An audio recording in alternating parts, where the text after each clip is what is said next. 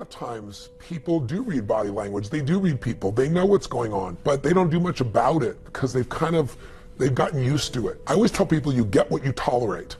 And if you go to a meeting and everybody's on their cell phone when you're talking about something important and you just let that continue, pretty soon the meetings are a total waste of time. So what I really believe is when you read something, you got to act on it. You got to do something. You can't lead other people if you're the one on your phone in the middle of the meeting either, right? So you got to lead by example. You've got to not tolerate within yourself or other people things that don't support what you are. And you've got to, when you see there's a challenge, you see there's something that's not congruent, they're saying one thing and they're feeling another, you got to meta-comment, say, tell me more, what's really going on? If you get in the habit of doing that, then you're never going to be bored in a business meeting again, first of all. People get bored because people are just saying the same things over and over again. They're managing their business, they're managing their life, they're not innovating, they're not creating, they're not digging deep, they're not pushing each other. When you get a culture of people, and all it takes is one, where a leader steps in and they will not settle for a half-assed answer, and they can be playful, they can be funny, they can be warm, they can be direct, they can be crazy about it, but they keep probing, you're gonna get to what's real. And when you get to what's real, that's when you start creating breakthroughs in business and in life. There is another level. The only reason you keep saying there isn't is you feel so exhausted about where you are. But life, the universe, or God is just testing you because there is another level. If this is good, giant jump to excellence, giant from good, poor to good to excellence. There's a level where all your dreams are realized.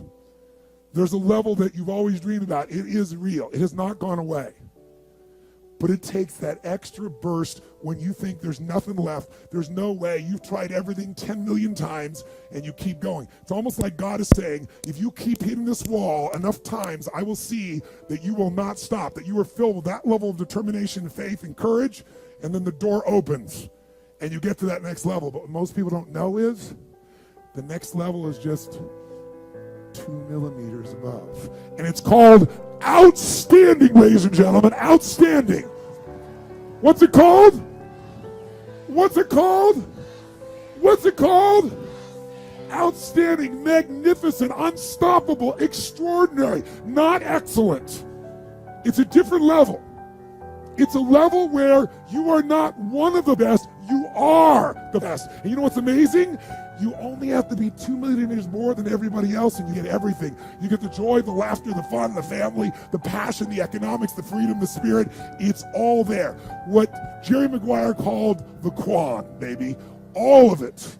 And it's just 2 millimeters above, and most excellent people give up because they're exhausted. And there's some people who go, the harder I hit it, the more I hit it, sooner or later it's going down, I'm not stopping. And when you do that enough, it pops open. This could be the greatest time you ever live if you control what you focus on, if you find a more empowering meaning, and if you decide to model the actions of those who succeeded before you. It can be the best financial time, the best emotional time, the best spiritual time of your life, but you better take control of your state. And if you think you're going to do it just by today, you're wrong. You're going to need to get yourself some rituals. Right now, every one of you in this room is controlled by your rituals. I don't just mean this one.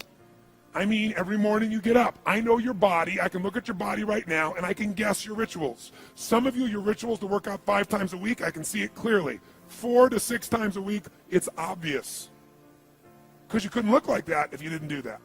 Some form of workout. I don't care if it's walking, lifting, whatever. Some of you, it's obvious that lifting weights is part of it. You can see by that man's muscles.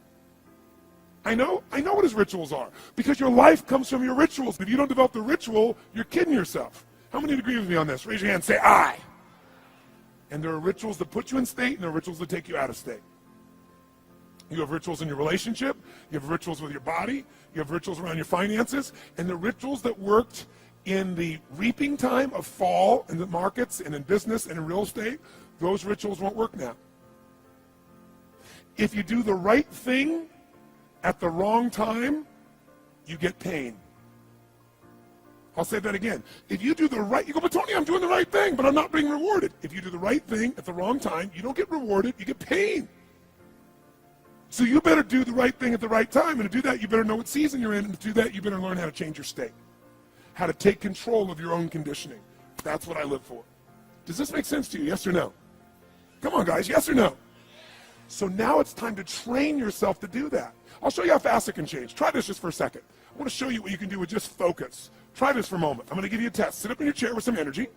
Make sure your buddy next to you is in a strong state. If otherwise, adjust their state. Come on, change their physiology, whatever they got to do.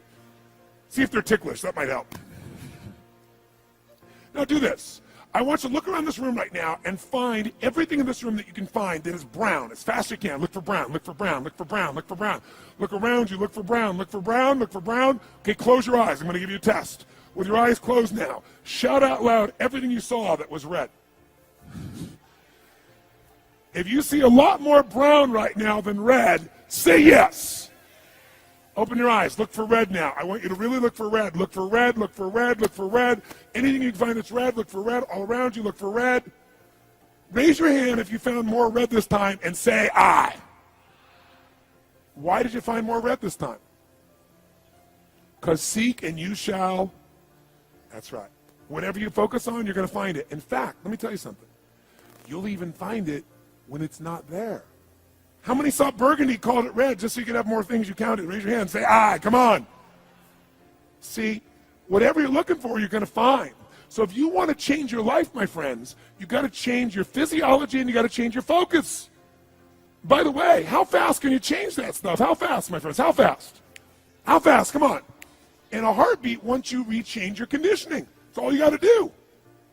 And you can do it fast. You can do it with a question or two. Try this right now. Answer this question in your mind and be honest.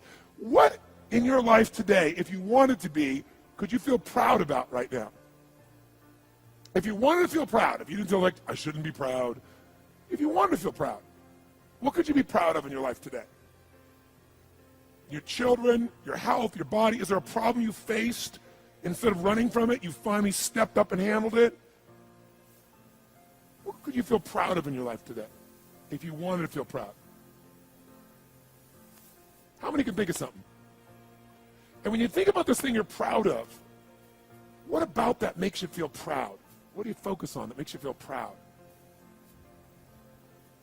How do you breathe when you really start to feel proud? What's the kind of look on your face that starts to happen when you let yourself feel proud? Yeah. How's that feel?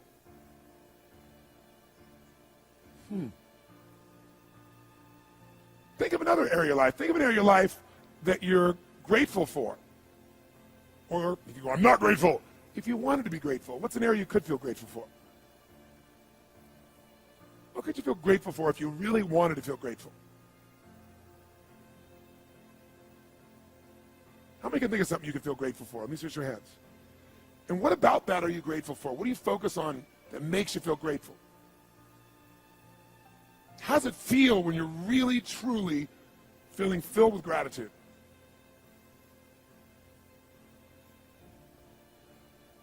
Here's one.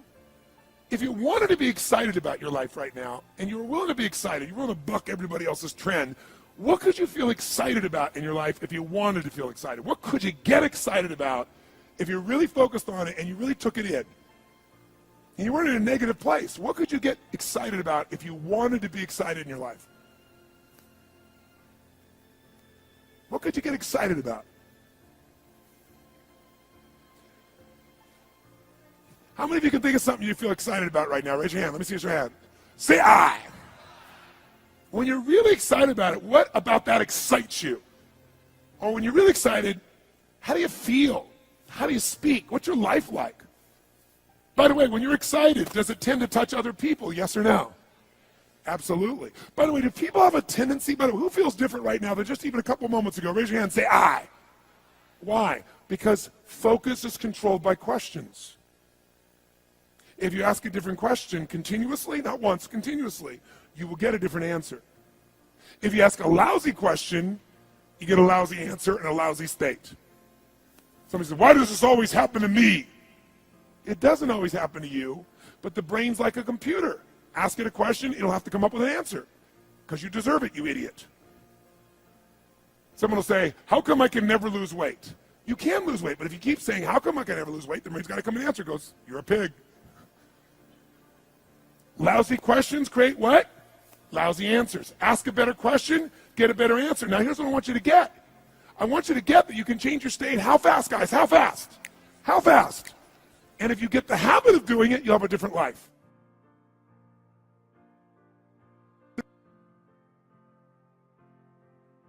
So what we've got to do is make that change in those standards. That's where the shifts happen. It doesn't happen any other place. And I'll give you a very simple example. If you want to know the difference in people's lives, it all comes down to what are the things that are musts for you versus shoulds. So let me tell you this. We said to have an extraordinary life, you got to have an extraordinary psychology, right? Extraordinary psychology means you got to live in an extraordinary state. To be in an extraordinary state, you got to condition your nervous system, your body, your physiology and focus to be at their best. Do you agree with this? Yes or no? Then to do that, though, you can do that. Why doesn't everybody? Not because you can't. We all have the ability. It's because of our standards. I remember a time early in my career, I was about 24, and I went to do a seminar in Boston. And in those days, a big seminar for me was like 125 people. It was a 3-day seminar, and we worked around the clock, and people made such extraordinary changes in their life. And at the end of it, I was feeling so fulfilled. I was thinking, my God, I'm 24, maybe 25 at the time, and I am so happy because I have found my mission in life. I'm doing what I love. It's making a difference in people's lives. This is extraordinary. So we finished about midnight on the Sunday night. And around midnight, I'm still wound up, so I don't feel like going to bed. So I decided, okay, let me take a walk here, and I decided to go through Copley Square. If you've been through Copley Square, it's a pretty neat place.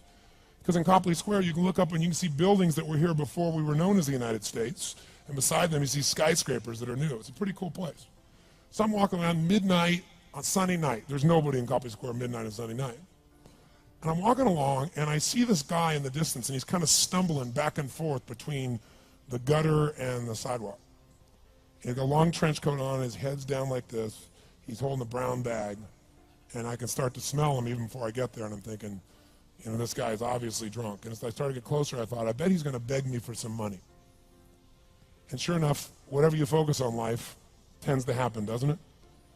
So sure enough, he gets real close to me, and I thought all of a sudden he wasn't going to do it, and all of a sudden he popped his head up. It was really weird. He went, Mister! He had this really bizarre looking sounding voice. He went, Mister, could you loan me a quarter? And I thought, do I want to reward this behavior? And then I thought, I don't want him to suffer. Do you have this dilemma sometimes? Like, I'm not here to judge. So years ago, I finally decided I always just give. Even the person's pulling a scam, that's for them to deal with. If I have the ability, then I give. And so I thought, but could I teach him something? So I asked him a question back. I said, is that all you want is a quarter? He goes, yeah, just 1 quarter. 1 quarter changed my whole life. 1 quarter. I said, really? He said, yeah, 1 quarter. So I reached in my pocket, and I pulled out my money clip. And in those days, I was very young, just starting to succeed. And my original mentor was a man named Jim Rohn. I don't know, how many have heard of Jim Rohn? Anybody? Yeah, he's a great guy. And Jim told me, he said, Tony, look, you've come from a poor background. You got a poor psychology. You got to change it. He said, you don't have any money, so pretend you do. He said, start training your brain, condition it. He said, go save all your money, get $300 bills, and put them on the outside of your money clip, even though you only have $5 in between them. So every time you put it out, you'll see that, you'll feel inspired, you'll feel better. He said, and you'll feel better, you'll do better. So I was like, okay. So I did. So I pulled my money clip, and sure enough, I got $300 bills in. I made sure he saw the bills. So I'm tearing through that, right? Looking in between there, see if I can find some change. But I made sure he saw it. Sure enough, he's looking at the $100 bills, checking it out. I find the quarter, I pull it out, take the money, put it in my pocket. I notice he's watching my hand going into the pocket. I took the quarter, and I looked at him, and I said, sir, life will pay any price you ask of it. And I gave him the quarter. And then something really interesting happened. He took the quarter. He looked at the quarter. He looked at me. He looked at my pocket. He looked back at the quarter, looked at me, looked at my pocket, looked at me again, looked at the quarter, looked at my pocket, looked back at me and said, you're weird. And then he shuffled on off like this, right? And I thought to myself, wow, what's the difference between him and me? I mean, I was 24, 25 at the time, doing what I love most, have my mission in life, and he's in his early 60s, drunk on the street begging for quarters. What's the difference? And I thought, well, maybe God's blessed me because I'm such a good person. I thought, oh, and he's such a bad person, that's such bull. And I thought, wow, maybe the answer to that question is what I just told him. Life will pay whatever price you ask of it. But you know what's interesting? You got to ask intelligently. In the Bible it says, ask and you shall what? Yeah, pretty good formula. You ought to look into it. But you know what? It says, ask and you shall receive, but I'm sure it meant ask intelligently. I'm sure that's what God meant. I'm sure he didn't mean bitch and you will receive. Whine and you will receive. I don't think that was the instruction. Now, if you were going to ask intelligently, there might be 5 elements of that. Number one, you'd have to ask specifically, wouldn't you? You wouldn't ask in a general way. People do that all the time. They go, I want more money. Fine, here's $1, get out of here. Very often you're getting what you're asking for. You're just not aware of how general you're asking. Clarity is power. The more clear you are about exactly what it is you want, the more your brain knows how to get there. Your brain is a servo mechanism. It's like a bomb. Those bombs, those missiles, they have a servo mechanism. So if the target moves, it knows what the target is, it follows it. Your brain, when you condition it, knows exactly what to go for and it'll find a way to get there. Did you ever buy a certain outfit or a certain car and suddenly see that car outfit everywhere? How many of you have had that experience? Say, aye. How come that car outfit's everywhere? It always was everywhere, but now you notice it. And the reason is because there's a part of your brain called the reticular activating system, the RAS. That part of your brain determines what you notice and what you don't notice. Your brain spends most of its time trying to make sure you don't notice because you'll go crazy if you notice everything. But when you decide what's most important to you, your brain goes after it.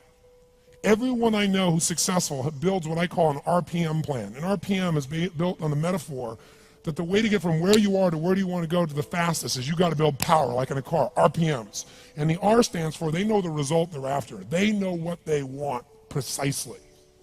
If you don't know exactly what you want or you let yourself get beyond that into something general, you're not going to achieve it.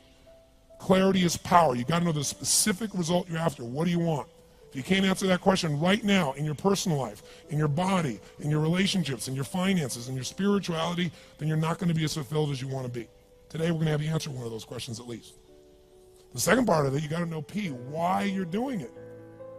Because you know what? You may get a big goal. Somebody says, I want to make $1 billion. I want to bring peace to the earth. Why? Because as soon as you come up with a goal, all the obstacles show up. Unless you've got enough emotional drive to break through that, you're never going to discover what it really takes. So you got to get yourself past that. And the way to get past that is have enough reasons. Reasons come first, answers come second. This man did not know what he wanted. He did not have enough reasons. To ask intelligently, you got to ask specifically. To ask intelligently, you got to know why you want it, have enough drive to make it happen, enough juice to make it happen. If you don't have enough reasons, you will not make it happen. And the M is, what is your massive action plan? What is going to get you to actually fall through? Because the first plan's not going to work and the second plan's going to work, so you better have enough plans that if the first two don't work, you still got something else. Otherwise, you're going to be having excuses why it didn't work. So asking intelligently requires that. So if we're going to be extraordinary in our results, we've got to be in an extraordinary state. We've got to know what we want and we've got to go use it.